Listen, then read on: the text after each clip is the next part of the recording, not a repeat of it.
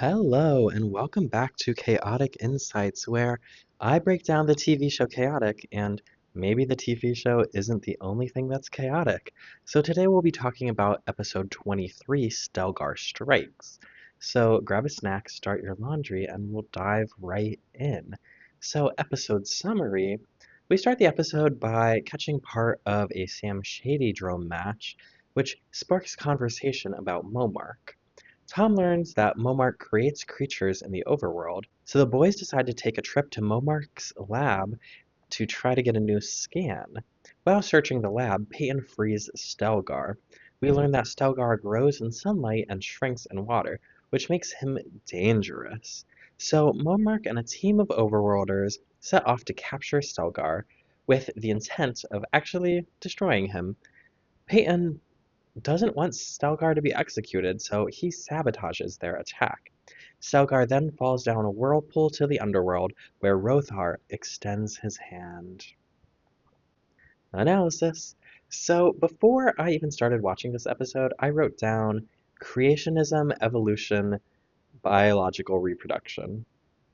But after rewatching the episode, what are the takeaways and themes? So, I think creationism and evolution pair nicely together as a jumping off point because Momart creates creatures and he is playing God to some extent, but creationism and evolution are more about like the beginnings of Param opposed to the scientific experiments that Momark is doing.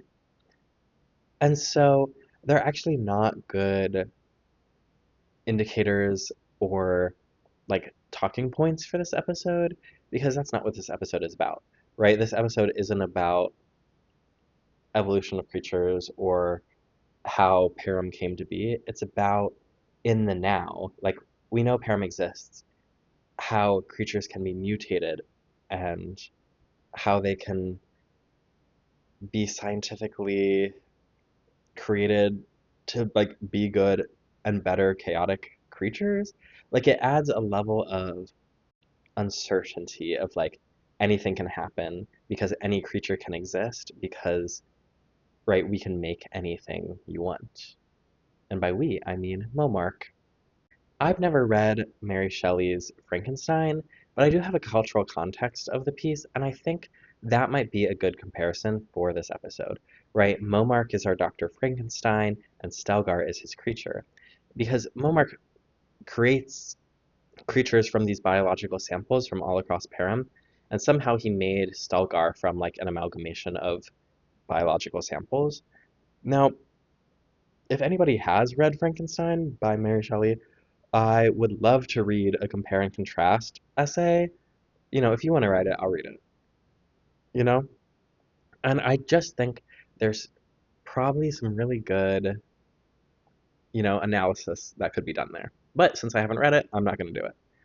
But Stelgar feels like this young and naive creature. Like he's freshly made, he's still a child, he's new to the world.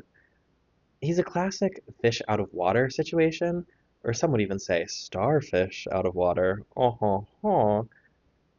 But for some reason, Peyton has a strong bond to him right away. Like Stelgar's doing this fish out of water storyline because he is a fish out of water. Like he's new the world. He's naive. You know, maybe he doesn't know that the destruction he's causing is destruction. But Peyton has this strong bond to him right away, and it kind of reads as like maybe an obsession. Like Peyton has this parental attachment, and he feels responsibility in some way, even though he met Stelgar for, I don't know, 30 seconds. And they don't really flesh out why Peyton has this guttural reaction to Stelgar, but it, like, it might be because Peyton is the one who let him escape, and he feels responsibility somehow. But it's also like, it's just this instant, like, Peyton sees Stelgar, and Stelgar sees Peyton, and they bond. But through this guttural instinct, this episode really becomes a Peyton-focused episode, which is rare. Tom and Kaz typically take the A-plot narrative arc, but this time Peyton's in that driver's seat, and that's a really interesting way to like switch up what we're seeing and what we're consuming as audience members. This is a Peyton-focused episode, which is new. And for a Peyton-focused episode, it really begs the question, where is Sarah? Where is she? And the answer is she has a match right now. Okay, she has a match right now, and y'all didn't want to watch her match, be a supportive friend, or at least like wait until her match was over and then invite her to come along. Like, I don't know. It's just crazy to me that Sarah's not in this episode for like, and they explain it away in that way, which like I'm okay with because it has a narrative purpose, but like it's just so fascinating. Like, why isn't Sarah here? But because Sarah's not here, this is actually a boys episode. It's only the boys. Tom, Kaz, Peyton, the boys, right? But not only that, every human and non-human creature, like every creature with a speaking part, is a man. We have 100% men in this episode. This episode does not pass the Bechdel test because there is what? Zero women. There are zero women in this episode, which is crazy to me. Absolutely crazy. And, like, what? I don't know. There's a certain energy to this episode that I think that provides. Whether that's positive or negative, who's to say? Now, back to Sarah. She does have a match right now. And my question is, why don't we get to see it? Because it's good to know that she actually plays chaotic matches because we've never seen her play one, right? All we've ever seen her do is that one play of her chaotic play of the day that's like evidence, oh, Sarah plays in chaotic matches. But we actually never see it. Like, we never see her play a match up until this point. And so I love Sarah. Too bad she's missing out. Good to know she's playing a chaotic match, but also I would love to see her play a chaotic match. How is her strategy different from the boys, right? Peyton uses that unexpected. Kaz thinks tricky like an underworlder. Tom is our hero. And, he's earnest and bold and fights with his Maxor strategically. But how does Sarah play? I want to know. But ultimately, this episode is more of a what episode than a why episode. Because in classic chaotic nature, we're learning about Momark with Tom as he learns about Momark. And so we're really learning what? We're learning like what we're not learning why does Momark do what he does? How does this impact, Param as a whole? More so as what like this exists. Like what is it? It's something that exists. We're learning what happens with Momark. We're learning the what rather than we're learning the why. And so I think that's an interesting choice in this episode. Something else to note about this episode is our main characters don't actually achieve their goal in this episode. Peyton, as this is a Peyton episode, wants to find Stelgar, and his goal is to rescue him from the world. And that goal changes once he learns that Momark's true intentions are nefarious. And his new goal is then to assure Stelgar's safety, which he kind of achieves, but he also kind of fails. Stelgar gets away in the end, and he ends up in the underworld. But from Peyton's perspective, Stelgar is alive, yay! But Stelgar's back to the dangers of the unknown. Stelgar's pretty young, he doesn't have survival skills probably, and so Peyton wasn't able to secure Stelgar's safety, or he wasn't able to rescue him from the world, to protect him from like these outside forces, protect him from Momark, protect him from the dangers of the unknown. Peyton fails at that, right? Stelgar is left to his own devices and to survive in the wilderness. And that makes this episode kind of refreshing in a way because we love to see our main characters fail. And you don't think that we love to see our main characters fail, but it really helps us see them as more human and more relatable. And it makes it so that when they do have wins, it makes it feel earned. It makes it feel like they've gone through struggle and not like they just succeed all the time because they're the main character and they have plot armor. These characters don't have that. Peyton, like, has he goes through this emotional arc where he's not able to save Stelgar. He fails at that. And this whole time, Tom and Kaz are like, we should leave. And Peyton is like, no, I want to, I want to save Stelgar. And he fails. Womp womp. Which, is unfortunate, but I think ultimately helps to humanize these characters and helps us to connect with them as an audience. And also, it's interesting to see that side of Tom and Kaz. I'm just thinking of this now because it shows their more reserved side. It shows their more timid side. Like, hey, maybe this isn't something we should meddle in. I know I was talking about like interventionalists versus isolationists in the past, and this is a moment where Tom and Kaz kind of weigh out their helpfulness. Like, if we help Momark, that's ultimately doing harm towards a creature, and so if we don't help Momark, that's giving Stelgar the possibility to survive, whereas Peyton is like taking charge and like giving that opportunity to Stelgar. And so it's interesting where each character draws that boundary.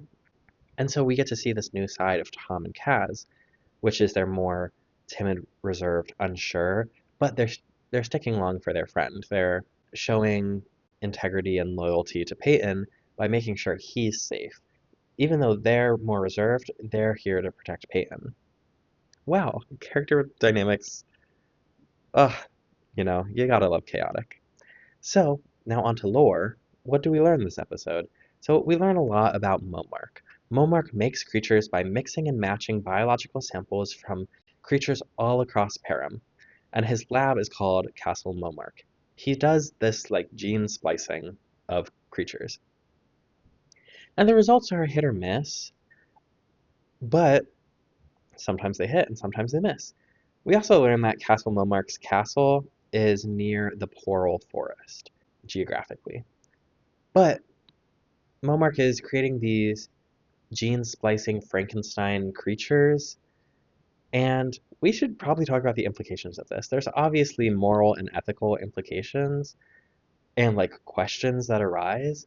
Is it okay to like he's not making clones, but he's like Frankensteining creatures together? Is that okay? Is he doing like the ship of Theseus? Or is like, or is he like more doing like a clone situation? Like what's going on here? But clearly Maxor isn't okay with this because Momark fears banishment or worse. Like Maxor has told Momark to stop. But Momark hasn't. He has a passion, and that's science. And they haven't really talked about how creatures come to be in this series in Chaotic. This kind of goes back to that evolution or creationism talk. Like they haven't really given us the birds of the bees of Param, except for Danians who have their like incubation chamber, and it's set up like a hive of insects, so you kind of infer that they like reproduce in that way, given the context of the incubation chamber.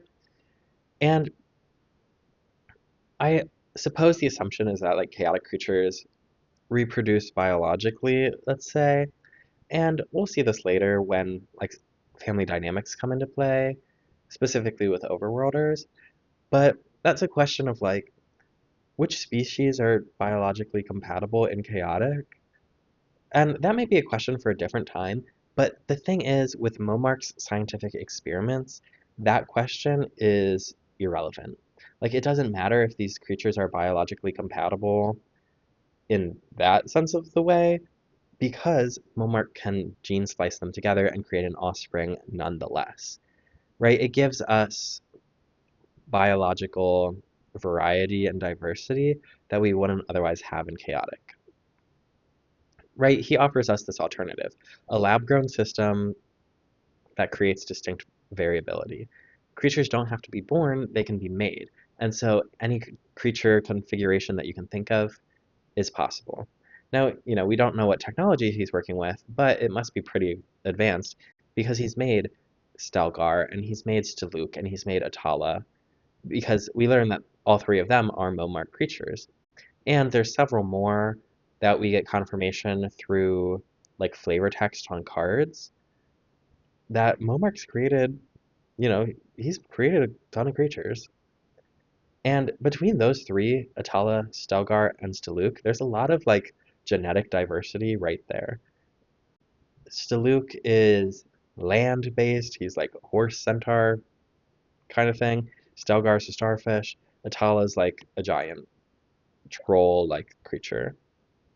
Those are three very different kinds of creatures. Now, something else that we learn about these creatures, Atala has an occupation, and he is Momark's security guard. And the other thing is, we've seen Staluk before. We've seen him many times in conflict with other creatures, and learning that he's a Momark creature kind of frames his story in a new light. Now, moving on to learning about Stelgar specifically, he shines a little more light on what we learn about tribe affiliation and how the classification of overworlder versus underworlder is more of a national allegiance specification or indicator opposed to like a race or species designation. Stelgar's chaotic card is an underworld card. But as we learn in this episode, Stelgar was made in the overworld. He was created by an overworld creature and lived at least some of his life and childhood in the overworld. But even with like his father figure or creator figure being Momark, Stelgar is still an underworlder. And that goes to prove that even though he was made by overworlders, you would think, like genetically he's an overworlder. But that's not what tribe specification is. It's about his allegiance. And Rothar extending his hand at the end of the episode is this signifier that, hey, we're safe, we're going to take care of you. And Stelgar finds that community in the underworld. And also in the underworld, there's less sunlight, there's less likely for him to grow. Just the conditions for him are better to thrive in an environment in the underworld. And so, learning this really solidifies that tribe is fluid. It's changeable, it can change across your time. If you decide to affiliate with a different tribe on your scan, you would be a different tribe. You can just switch from overworld to Danian or from overworld to underworld. These are possibilities that now we as an audience are aware of that weren't possibilities before. And it's interesting that this is a narrative that is done in combination with the cards. We see this moment on screen of Rothar extending his hand, but the confirmation of that happens when we see a Stelgar card pulled from a chaotic deck. To further this analogy, it's like if you were to move to America and become an American citizen, you are American, even if you were born somewhere else. Or like if I decided to move to France and become a French citizen, I would be French. If I join a soccer team, I would be a soccer player. So tribe is a variable stat just like anything else, right? I have green eyes. That's not something I can change. But, I have hair and I could dye my hair blue and then I would be a person with blue hair. And so I could be, born an overworlder and then go to the underworld and now I'm an underworlder. You know, now I'm French, now I'm American, now I'm an underworlder. And isn't that like a fascinating comparison to make to this TV show that's targeted towards a younger demographic? I think so. Now on to scanner lore. We learn that scanners have flashlights and they come out of the logo in the middle of the scanner. Yay! We love scanner lore. Additionally, we learn that the size of an object affects how long a scanner takes to scan it. It affects the time it takes to scan that scannable. So when Kaz is trying to scan Stelgar, he makes the comment after Stelgar grows, like, oh, it will take forever to scan him now. So I wonder if that's transferable. Like, bigger creatures take longer to scan, more complex battle gear, maybe, etc. And I always do wonder, like, in chaotic battles, both a butter knife and a military tank are suitable battle gear. to bring to battle, like in the chaotic dromes. And so maybe adding this like barrier to entry of, maybe it'll take me 10 minutes to scan a chaotic tank versus, it takes 2 seconds to scan a butter knife. Maybe that eases the difference in effectiveness from scans, like bringing a knife to a gunfight essentially.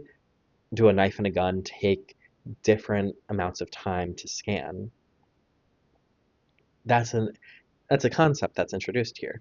And I think that's a possibility to, you can take that concept and run with it. They kind of gloss over it, but it is something that does that level the battlefield a little bit. I don't know. But also, we learned that scanners are still relatively new technology to creatures. I feel like every time a human interacts with a creature, they go, "This is my scanner, and this is what it can do. It can transport me all across Param." Or, like, "I'm just going to scan you for my battle."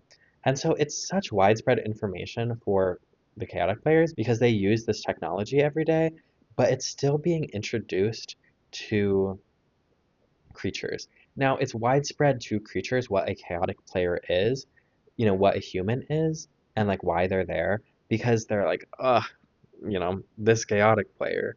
But they don't understand the technology that the chaotic players use. And so that's something that I think we'll see develop as this series goes on.